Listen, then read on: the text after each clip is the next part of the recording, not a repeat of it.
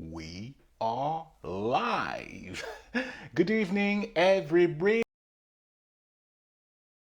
one. Renald à nouveau pour une nouvelle vidéo de Improve Your English Daily, ta capsule quotidienne pour les francophones qui sont déjà anglophones sans le savoir.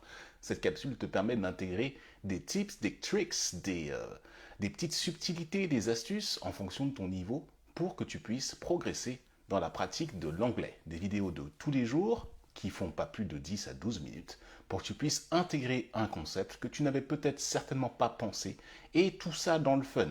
L'idée de Improve Your English, c'est d'apprendre l'anglais dans ce qu'on appelle tes ressources joyeuses, your joyful resources, de telle manière à ce que si tu es passionné de sport, si tu es passionné de mécanique, si tu es passionné de cuisine, eh ben on apprend l'anglais dans ce que tu aimes faire, de telle manière à ce que l'anglais ne devienne plus la fin, mais devienne un outil pour que tu puisses exprimer ce que tu aimes et ainsi drastiquement augmenter ton niveau d'anglais, tout simplement.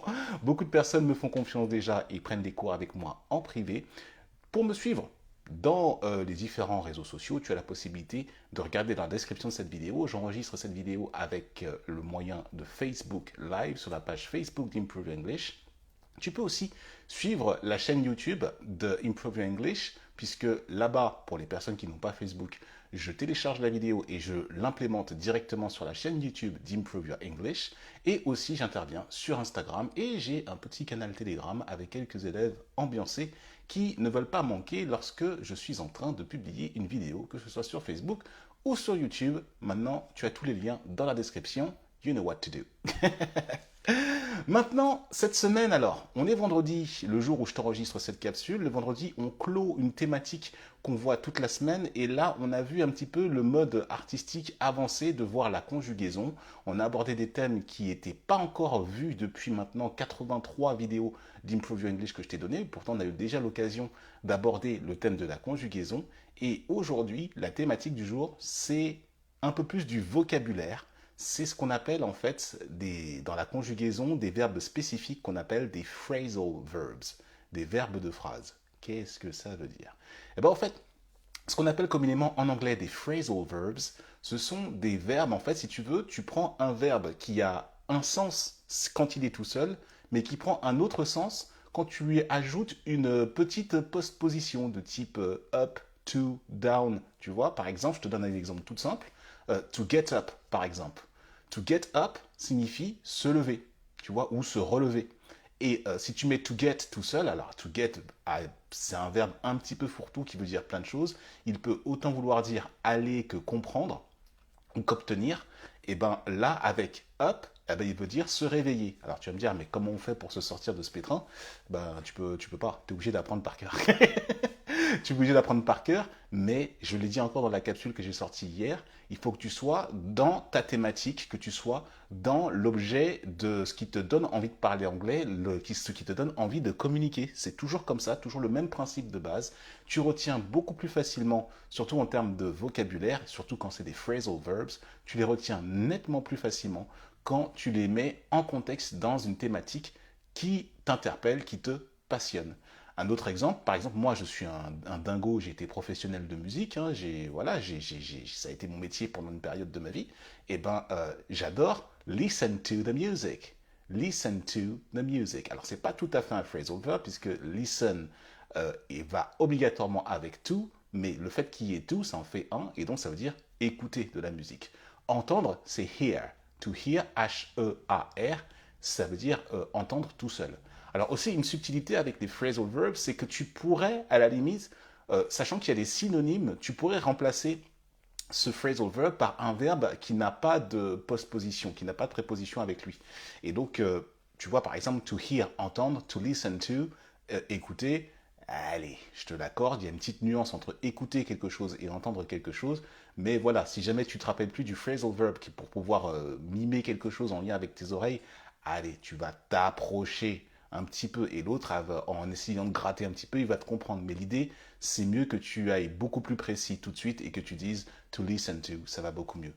Autre exemple de phrasal verb, par exemple, to get up, c'est se lever. To wake up, c'est se réveiller. L'action de tu étais endormi, you were sleeping, and now you're waking up. Tu étais en train de dormir et maintenant tu es en train de te réveiller. Wake up.